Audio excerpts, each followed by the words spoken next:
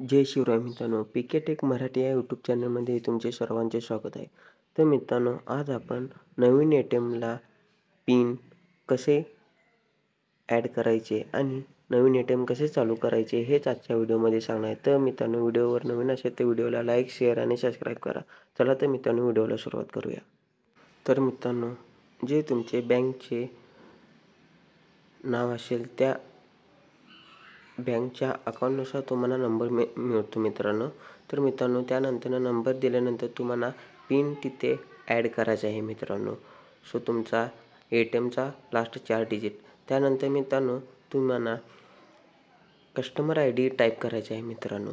Customer I D type केल्यानंतर मित्रांनो, तुम्ही बघू शकता मी इथे तुम्हाला सविस्तर मित्रांनो करून दाखवत आहे. सो स्क्रीनवर बघू शकता. त्यानंतर मित्रांनो, तुम्ही जे पासवर्ड ठेवणार आहे ते 4 डिजिट पासवर्ड टाईप करून मित्रांनो तुम्ही सेंड करायचे आहे मित्रांनो. तर मित्रांनो, तुम्ही सेंड केल्या मित्रांनो तुम्हाला मॅसेज येतो. बघा अशा प्रकारे मॅसेज येतो. तर मित्रांनो, तुमचा आता ऑलरेडी सक्सेसफुल झाला आहे. सक्सेसफुल म्हणून मॅसेज येतो. तर मित्रांनो, तुम्हाला जर SMS द्वारे जरी तुमचा अकाउंटचा बॅलन्स चेक करायचा असेल तर मित्रांनो, अकाउंटचा बॅलन्सही चेक करू शकता. त्याला मित्रांनो तुम्हाला एक कॉन्टॅक्ट नंबर लागतो मित्रांनो.